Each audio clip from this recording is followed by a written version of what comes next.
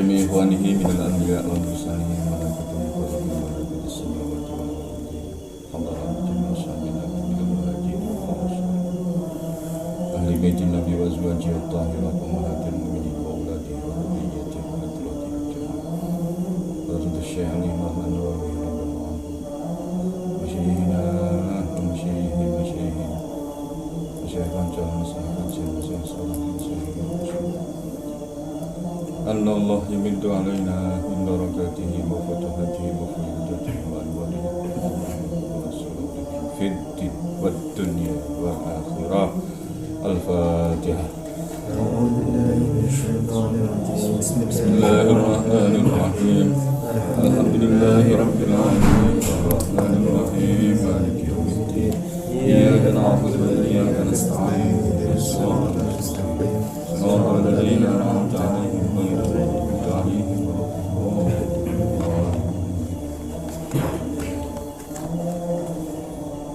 بسم الله الرحمن الرحيم. الحديث الثالث والعشرون 23.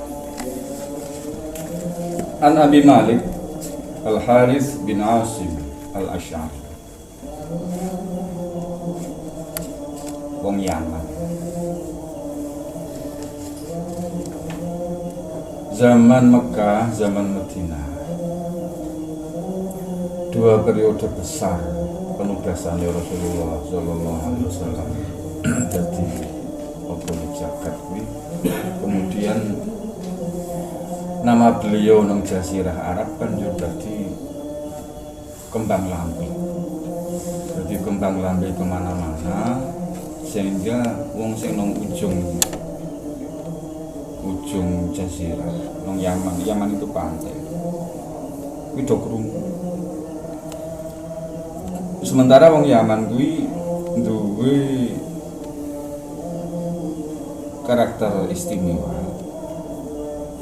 Salah satunya adalah empuke atine nampa nur, nampa bebener, tanpa tendensi apa-apa, tanpa kepentingan apa-apa, kepolosan tobiae mudah sekali nampa kuwi. Sehingga kemudian ana delegasi saka Yaman sepakat untuk sowan Madinah. Beberapa perwakilan kuwi mau dipilih, diseleksi wong-wong sing memang punya kapasitas gawe dadi duta. Salah satunya ini Abi Malik Harith bin Asim. Ada satu lagi bernama lebih besar, lebih masyhur di kalangan sahabat, jenenge Abi Musa Al-Asy'ari. Ini kapan-kapan nih. Dua-duanya Abi Musa Al-Asy'ari karo Abi Malik Harith bin Asim ini dadi santri secara istimewa, sehingga nantinya dua-duanya jadi sumber pengajaran, sumber pelajaran sing otentik. Abi Musa karo Abi Malik radhiyallahu anhu qala Rasulullah sallallahu alaihi wasallam at-tahuru syatrul iman. At-tahuru utawi sesuci iku syatrul imani, dadi separone iman.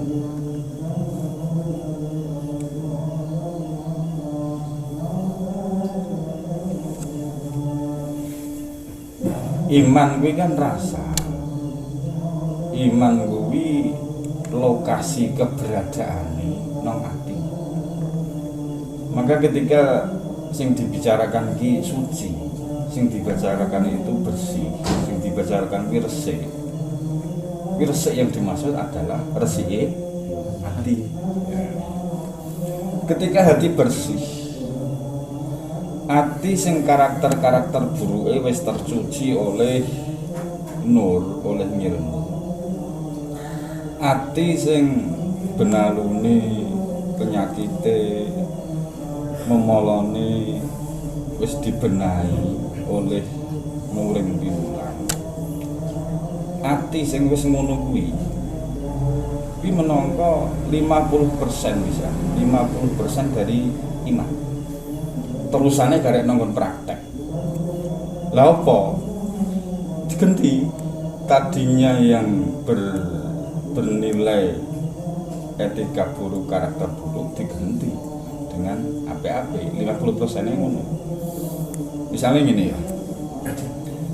Tadinya suasana hati itu serba ragu, serba gerusa-gerusu, serba orang disabar, orang disyukur, orang ditawakal, orang diqonaah, orang ditawadhu. Itu kan gelap, seluruhnya reget. Ketika separuh itu kemudian dibersihkan, gak ada urusan separuh, mengganti sifat-sifat itu dengan yang sebaliknya, maka penuh kemudian iman. Walhamdulillah tamla'ul mizan. Walhamdulillahi utawi kalimah alhamdulillah iku tamlaul mizana, bisa ngebai apa alhamdulillah kalimah hamdalah ngebai al mizana ing timbangane ngamal.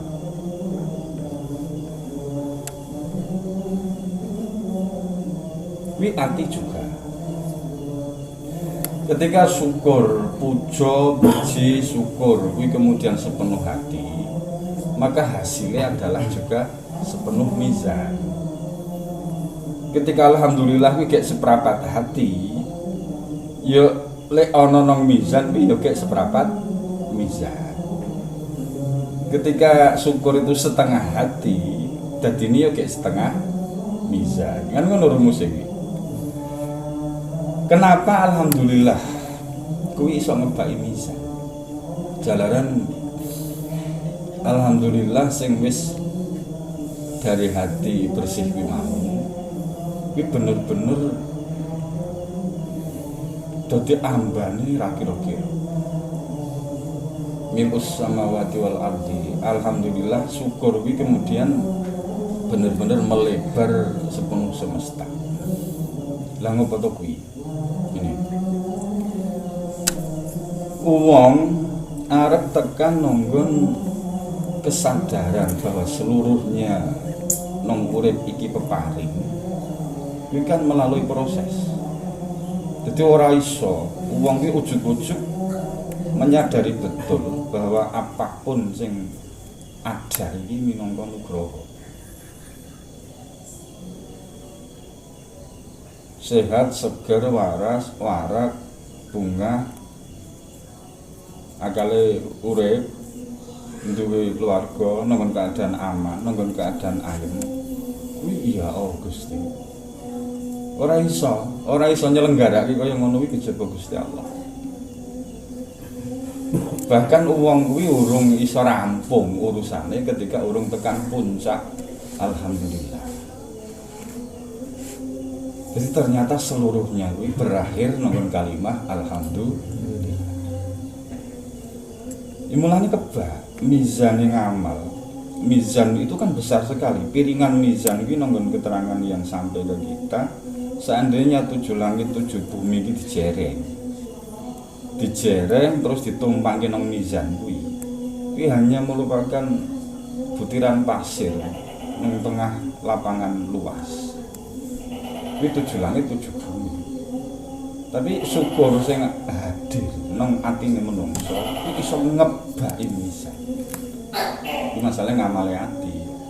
Ngamale ati kuwi memang gedene, luase, ambane, bobote, nilainya kuwi jauh lebih tinggi daripada ngamale lisan. Wa subhanallah walhamdulillah tamla'an. Diulang ini subhanallah ya ngono, alhamdulillah ya ngono. Subhanallah minangka kalimah induk. Kalimah induk saka barisaning kalimah thayyibah. Kuwi mau-maune kan sing wiridan subhanallah iki malaikat langit sewaktu penciptaan nure Kanjeng Nabi Muhammad sallallahu alaihi wasallam kuwi kan urung di aktivitas baku sing dadi rutin. Tapi ketika Gusti Allah nggawe nure Kanjeng Nabi, itu kan kalimatnya kan, yusabbihullah dzalikan nur wa tusabbihul malaikatu bitasbih. Dadi nure Kanjeng Nabi itulah sing ngimami wacan tasbih nang zaman awal, zaman ketika semesta iki urung berpenghuni. Sehingga tasbih yang dikumandangkan nang alam langit kuwi ketika dipraktekke nang alam dunya oleh seorang mukmin kuwi gedene iso ngebaki mizan juga. Karena seluruh yang tercipta nang jagat ini juga mengamini tasbih dengan lesane masing-masing. Wa in min syai'in illa yusabbihu bihamdihi. Kegodongan, kekayon, sesuketan, tanduran, kewan-kewan seluruhnya ngumrenggengke ngumandangi tasbih nganggo lesane dhewe-dhewe dengan caranya sendiri-sendiri, dengan ekspresinya sendiri-sendiri. Mulane beliau-beliau pelaku hening kuwi nalika badan zahiriyah kesempyok angin. Badan zahiriyah kesempyok angin, silire angin itu wis mbangkitke subhanallah yang sangat dalam.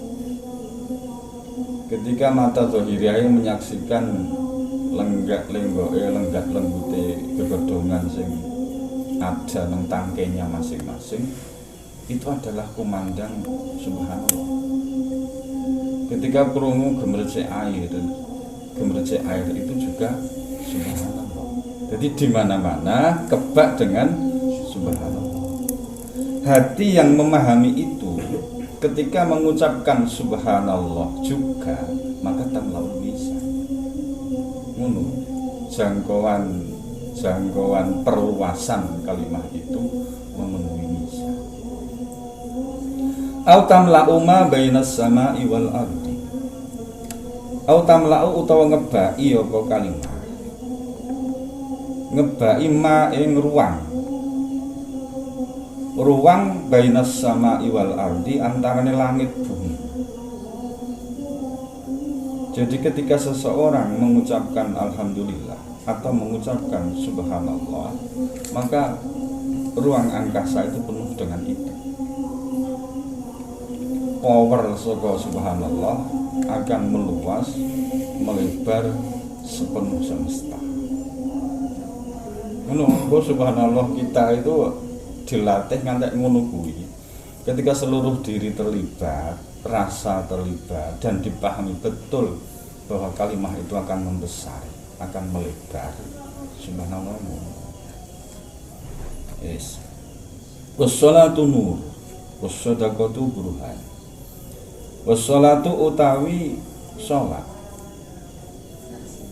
iku nurun, dadi pepadang. Jagat ini kan aslinya gelap toh. Jagat ini, ngalam dunia ini penuh dengan zulumat. Mulane Gusti Allah ngedunke wahyu salat nalika peristiwa Mi'raj. Ini salah satu tugas besar sing ada nonggon aplikasi salat, ini melakukan pencahayaan. Dene wong kemudian urung terhubung karo nuring salat itu kan hanya urusan lelatihan wae. Biyen yang ditanyakan kuwi kan ketika wong ki nang jaban salat pikirane gebrak, atine rongai, bahkan ana gelap, ana peteng, itu ketika digawe salat segera akan mengalami pencerahan. Biak padang gelisah itu semingkir dadi tenang, dadi anteng.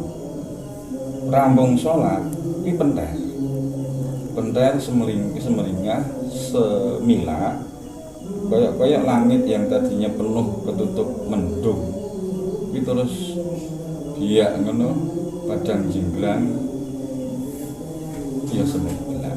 Bar sholat itu seharusnya wong pikirannya cerah karena sholat itu nur. Saiki ketika sholat kita dilakoni sadurunge sholat gebrah, bar sholat ya tetep gebrah kuwi ditakoni yo lho. Lah kok iso? Ya, berarti belum sentuhan nur sholat ini masih keblokir dengan entah apa, ijek kehijab terhambat oleh entah apa sing marake pencahayaan dari sholat ini mau orang tembus. Ini masalah kita. Mulanya ono latihan sholat yang nantinya dibuktikan bahwa sholat itu benar-benar nur di luar, nur di pikiran, nur di hati, nur di hidup. Wassadaqatu burhan, wassadaqatu utawi sedekah iku burhanun minangka bukti apa to? Kita kan berikrar bahwa Gusti Allah kuwi pangeran, Kanjeng Nabi kuwi nabi, agama kuwi agama. Untuk membuktikan itu kan uang njur meyakini ana relasi antara dhek yang pangeran, ana relasi antara dhek terhadap sesama. Untuk membuktikan kuwi maka dilakukan aktivitas yang jenengane sedekah. Jadi sedekah kuwi laku sing mbuktekke mandere yakin, mbuktekke bahwa dodo kuwi mau wis terisi iman.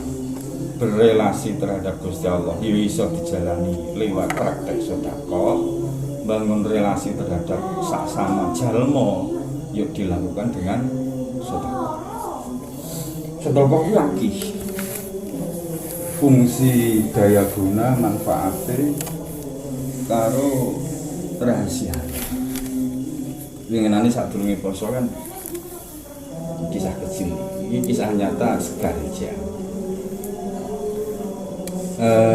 Ono seseorang mengeluh karena kayak kebak, rasanya kebak ruwet, atine yo kayak kebak karo bundel-bundel. Pokoknya peteng ribeng sampai ketika datang wis patah hati kalimatnya Mas boy nang Quran kuwi ana donga sing marake cepet mati kok ora.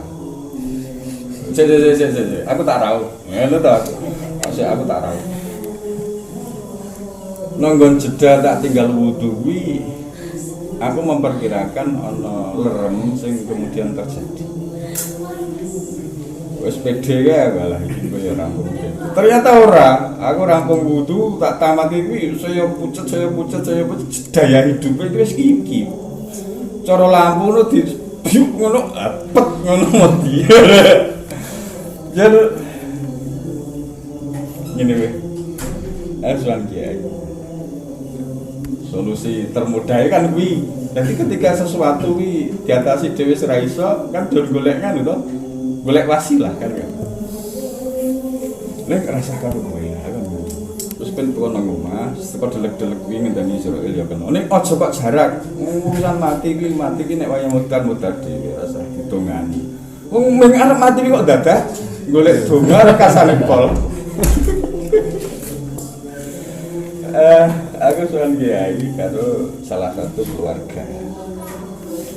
Terus Mbah Yai takon, "Lah pripun suasana situasi ini pun tekan kok ngopo?" pun padam ya hampir padam iki. Mboten dereng gawat iki iso diikhtiari nganggo cara-cara sing pun ada teng piwulan. Nah, kanca sing tak jak sowan iki nggih Mbah diwaoske napa? Mboten usah diwaoske apa-apa. Lah didungani nganggo donga napa? Ora usah nganggo donga apa-apa. Lah pripun? Kan sedekah. Ngene. Kan sedekah. Dadi wong nek isih iso temandang, isih iso gluyuran. Kuwi maknane ngulungke sedekah ya dhisik. Resep itu kemudian kami tanyakan. Beliau ngendikan sedekah niki efeknya ngumpuli donga. Sedekah itu manfaatnya secara seketika ngumpuli wacan-wacan. Sesuk-esuk ken mecah duit rasakan duit 100 dadek 5 masing-masing jadi lembaran piro 20-an ya. Masing-masing jadi lembaran 20-an kan laku. Ketemu wong arep budal kerja wis teko assalamualaikum diulungi kejutan. Jadi wong mbok manggul pacul mbok nyangking cetok mbok nyangking alit budal kerja itu langsung diulungi saja. Maka kejutan yang diterima oleh seseorang, uang itu ketika masih budal kerja, gimana kan isih butuh duit, kan ngono to? Ketika tiba-tiba diulungi, ya senajan ning lebaran kuwi, tapi itu kejutan yang uripe tiba-tiba saja. Maka ana buncah nang jero ati dari wong sing nampa kuwi, sing seketika akan mantul. Jadi senenge bungae menerima kejutan hanya selembar 20-an itu ternyata nang piare atine penerima kuwi langsung mantul balik nang gone pemberi. Ketika itu terjadi 5 kali dalam satu pagi, kuwi seakan-akan ana matahari terbit berturut-turut ping 5 kan ngono to. Rumusnya kan ngono, mandi yo. Itu hanya apa? Hanya mecah lembaran 100-an didadake 5. Ayo jal. So nek kapasitasmu wis miliar, kan pading terus uripe.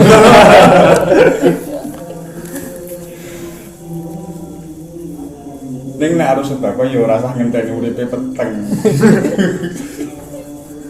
Dan sedekah itu kemudian ora semata-mata diperalat. Ora semata-mata diperalat gawe golek penting. Terus sedekah ya sedekah. Dadi ana efek balik seketika itu bonus. Tapi nanggon penanganan pasien kan urusan lillahi ta'ala iki. Urusannya adalah urusan golek penting. Was-sabru diyaun wal Qur'anu hujjatun. Was-sabru utawi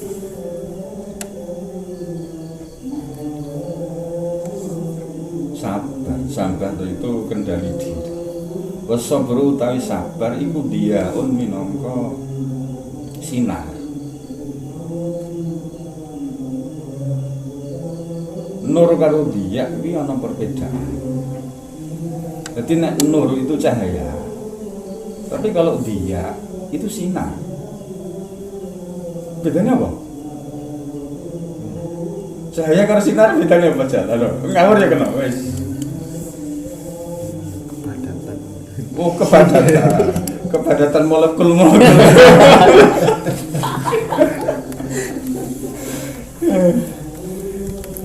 Cahaya kuwi lebih anteng sifatnya, lebih tenang, lebih cenderung pasif. Tapi kalau sinar kuwi wis aktif. Waduh, yo Yesus pokoke ngono kuwi lah ya. Nek sinar itu nyorot biak ngono. Tapi kalau cahaya itu cenderung ada di lokasi, ngono ya. Terbatas di lokasi, terbatas di area-area keberadaannya sang cahaya. Tapi kalau dia yang namanya sinar itu harus menjangkau jauh. Jadi ketika cahaya itu menjangkau ke kejauhan, dia wis berfungsi tadi sinar. Cahaya bulan karo sinar matahari. Jadi ana wong muni sinar bulan. Itu ketika bulan itu cahayanya mencapai dedaunan, misalnya bulan menyinari, cahaya bulan menyinari dedaunan, cahaya kok menyinari? Ya ora apa-apa. Ketika cahaya ini kemudian aktif, maka dia bergerak sebagai sinar. As-sholatu nur, tapi as-sabru iki dia. Kenapa? Salah satu karakter besar sing ana nang atine para nabi, sing menonjol itu adalah kesabaran. Asli nabi yang manapun juga, sejak masa awal sampai beliau Rasulullah Sallallahu Alaihi Wasallam, salah satu karakter menonjolnya ini sabar. Maka sabar yang ada di ruang hati beliau-beliau ini engkone jadi kumparan penyinaran sing merebak kemana-mana. Jadi tanpa disadari oleh wong Quraisy, wong kufar Mekah, kesabaran ini Kanjeng Nabi itu ternyata nembus juga bahkan ke anak, ke cucu, pitung turunan sampai sekarang. Jadi pancaran kesabaran yang ada pada hati Rasulullah itu kemudian benar-benar nembus ke beberapa generasi, Ya Allah. Jur sabar kuwi ana porsi nih masing-masing nonggon tugas hidupnya masing-masing, nonggon kapasitas dadanya masing-masing. Tapi wong punya, setiap hati aslinya punya fitur bawaan jenengane sabar. Lah iso digedhekke kok bisa. Jadi kadang kuwi sabare isih cilik, sabare isih kurang. Maka karena isih cilik, maka duwe peluang untuk diperbesar. Ketika kurang iki maknane duwe peluang untuk ditambah. Mulane petuah-petuah yo sabare digedhekke. Kaya volume radio wae yo apa sabare digedhekke. Ana kalane yo sing jembar dada. Jembar dadane itu ada gejala-gejala terlihat bahwa sabar cek sempit. Jadi ketika kapasitas sabar itu membesar dan luasannya juga membesar, ya wis, itu dia. Dan sabar itu ora ana batese. Ucapan umumnya kan, waduh sabar itu ada batasnya. Ya ora. Ketika sabar ki kok batesi, sabare melayu. Hilang. Sabar itu ada luasan tak terbatas. Ketika sabar kok dibatasi, pada saat batasnya ada, kesabarannya hilang, habis, betul? Wantek aku sabarku bisa, habis kesabaranku rasa dibatasi. Jadi sabar itu nggak ada batas, sampai ke tepi apa? Tepi masalah. Karena seluruh masalah itu sebenarnya ono durasinya. Ketika durasi jatah keberlangsungan ini berakhir, ya rampung dhewe. Maka sabar itu harus menjangkau sampai tekan durasi masalahnya berakhir. Karepe wong iki nek gek rupet iki kasetnya dicepetke. Wah, dicepetke carane iki ngono. Lek dirampung padahal itu enggak bisa. Iki ono wis ono nganune. Ono paketan waktu yang ketika hal itu belum selesai, ya belum. Katakanlah kita punya porsi makanan di hadapan kita kuwi sejumlah 3 piring. 3 piring kuwi ana yang berkuah, ana sing kriuk-kriuk, karo ana sing nyemek-nyemek.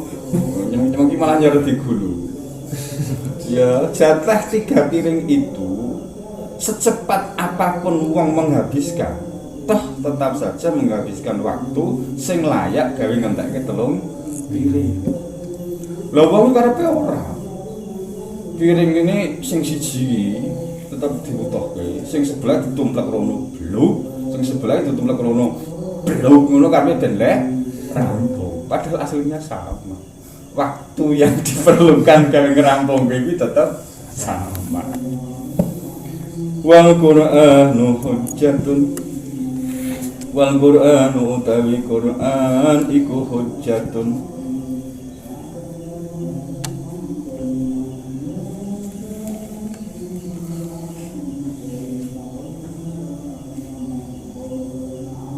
dadi saksi. Maknane ngono. Dadi saksi. Dadi saksi laka manfaat kanggo sira. Saksi yang meringankan. Au alaika utawa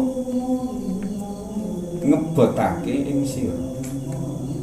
Saksi yang memberatkan.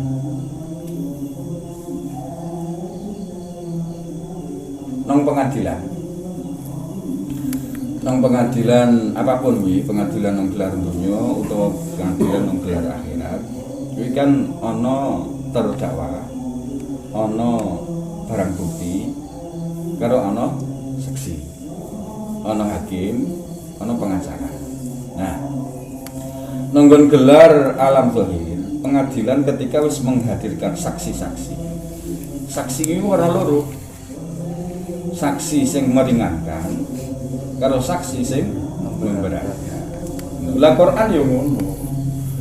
Sejauh kita belajar Quran, iki kan engkone Quran yang nempel nang memori, nempel nang pemahaman. Kuwi nunggu sejauh mana Quran kuwi dipraktekke. Iki wis ngaji serius iki. Sejauh mana Quran itu dipraktekkan dan kuwi ora iso dihapusi wong jenenge Quran. Quran mendata kinerja kita sebagai pembawa Quran. Jadi kan ditakon dicek berapa persen keseriusan nglakoni dan berapa persen ketidaknya ini bahasanya maka Quran nanti kan jur matur yo Gusti nggih niki bolo tenan kali kula bolo tenan. Nanggon susah ya tetep kula diterus nanggon ora ya gek Ramadan ya ora Ramadan ya. Hujjatun laka aw alaika. Mulane donga khatmul Quran kan salah satunya ngono kuwi to. Mbok menawa ngono doa sing ngalik-ngalik itu dimaklumi oleh Quran ora patek kita kan Quran ora nesu. Waja'alhu li hujjatan ora kok waja'alhu alaina tapi waja'alhu hujjatan lana au waja'alhu lana hujjatan. Masalah berat, Quran rasa disogok. Jadi penyogokan itu hanya memungkinkan terjadi nang menungso, tapi nek Quran itu adil sejati adil. Mulane istighfar, aplikasi istighfar di kehidupan itu begitu pentingnya. Jalanan istighfar itu nanti akan lari kemana-mana. Istighfar itu akan mencari lokasi-lokasi di mana dia diperlukan. Salah satu rahasia istighfar itu macam itu. Istighfar nek wis dadi, istighfar ketika wis menjadi pusaran besar permintaan maaf, pusaran besar power permintaan maaf, maka istighfar itu menjadi departemen sing duwe staf sangat banyak, dan staf itu nanti akan bertugas sesuai karo mandatnya masing-masing, dan mandat istighfar itu adalah meminta maaf.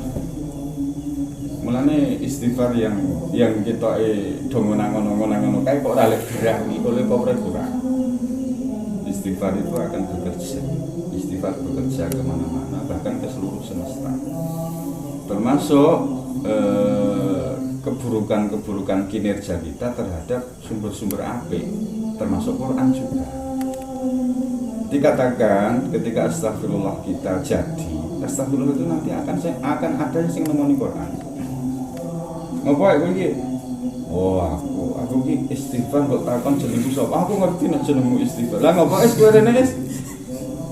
Ya aku nggo tugas to. Lah ya tugasmu ngopo? Ya wong sing nyok maca aku ki lak tajwid ora patek cetha. Iya, ngopo? Wis dimaklumi lat Jawa. Ya ora apa-apa. Oke, wis dimaklumi.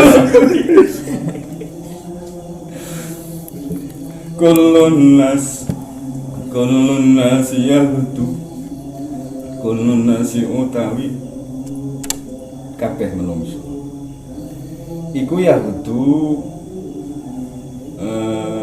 ngalami esok.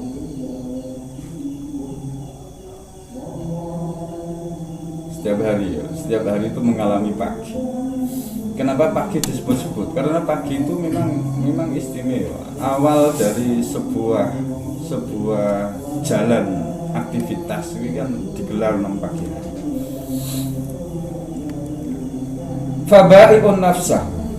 Fabai'un monggo tawi kullun nas iku bai'un lagi ndasarake nafsahu ing awak dhewene kullu. Dia sedang bertaruh dengan dirinya sendiri.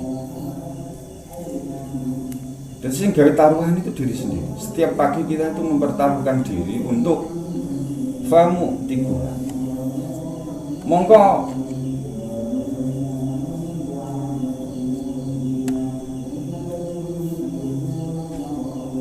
ana wong kang merdekake nafsa aumu bikuha utawa nyilakaake nafsa. Roh Muslim.